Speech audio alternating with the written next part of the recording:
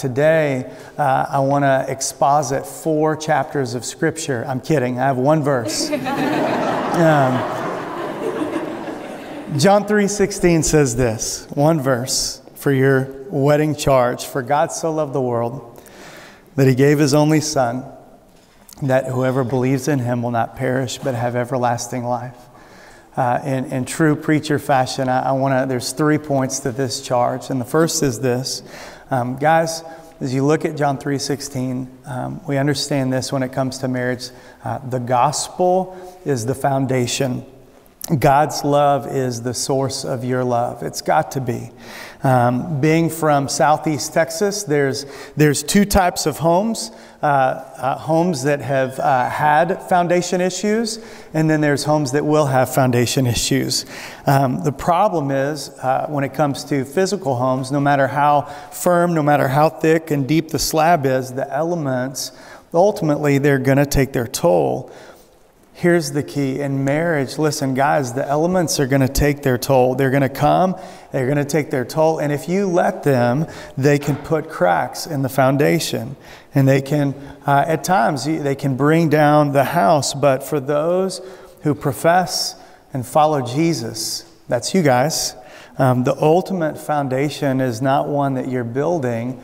The ultimate foundation is one that's already been built. And that's good news.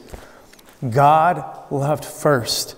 He didn't love a world that was seeking him. He didn't love a world that was loving him back. He loved a world that was steeped in rebellion and unbelief, in rebellion and unbelief. And so that's what makes God's agape love so incredibly unique.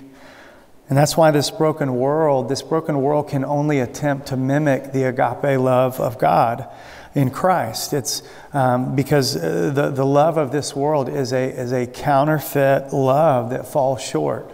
Unlike God's love, it's a love that knows limits. It's a love that's always going to be dependent upon what the other person is doing. It's going to be dependent upon their beauty or their actions. And that's why, listen, if you guys start with, for Matt so loved Kamryn, or if you start with, for Kamryn so loved Matt, without for God so loved the world, you're going to set yourself up for disappointment. And you're going to set yourself up for impossible expectations. But when your love is built on the foundation of God's love for you in Christ, it strengthens and solidifies your love for one another. The second thing, we're already on the second point, guys. Second thing that I would say from John 3:16 is that God's love wasn't just cheap talk. It manifested itself in sacrificial action, in giving. John 3:16 reveals a love that is sacrificial, a love that gives and gives and gives more than lip service. God's love was revealed through Jesus Christ at a Roman cross. He demonstrated his love by being poured out for others. Stephanie and I have been together for almost 25 years.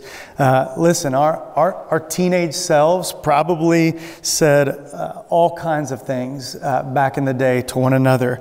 I'm sure that I thought I was some kind of 135-pound Romeo, serenading her with Boys to Men. Amen. In my 1993 Plymouth Laser, okay? She wasn't impressed either. But let me tell you something. In high school, in a high school relationship, maybe texting I love you emojis and singing love songs to your boo will get you by for a little bit. But in marriage, guys, you need more than talk. You need gospel roots that go down deep, and you need a love that actually moves toward one another. For God so loved the world that he gave. He gave. So my charge is to give yourselves to one another. Be selfless, even when you don't always feel it, even when you don't always feel like it. Be about action. Be about moving toward one another, and know that when you give yourselves to one another, you're providing the world a glimpse of a God who gave himself for you so that you might be saved. And the third thing that I would say is this, from John 3:16, your gospel belief in marriage will save you. Yes, absolutely, personally, from eternal judgment, but that same gospel belief applied to your marriage and to your partner will save your marriage. Your gospel belief will save you from your own selfishness. Matt, if you think about Adam in the garden, your gospel belief will guard you from passiveness. Vacating your spiritual headship and your leadership. It will also guard you from tyranny, seeking to domineer and to bulldoze. Kamryn, if you think about Eve in the Garden of Eden, your gospel belief will guard you from forgetting God's word. It'll guard you from forgetting and forsaking God's word and seeking to manipulate and circumvent God's word and his God-ordained and God-designed roles within the marriage relationship. And so, guys, your gospel belief actually works to crucify your own selfish agendas. It also will save you from running over one another with your words. Paul says in Ephesians 4:29, he talks about our speech, and he says, "Let no corrupting talk come out of your mouths, but only such as is good for building up as fits the occasion, that it may give grace to those who hear." So, guys, speak life to one another. Speak grace over one another. Give each other the benefit of the doubt. And remember, like we said throughout our time together, we said, hey, there's one team that I'm looking at, and it's Team Thomas. Third thing is your gospel belief will save you from mission. Matt, Kamryn, and marriage two become one. But if your gospel belief drives this understanding of oneness, part of that is you come to understand that God loves missional teams. Whether we're talking about Paul and Barnabas, whether we're talking about Peter and John, Jesus sending out his disciples in pairs, God has put you together to form a powerful gospel team that is going to do great things for his glory and for the sake of the Savior. Speaking of the Savior, reminder that Kamryn is not your Savior. Kamryn, Matt is not your Savior. Jesus is your Savior.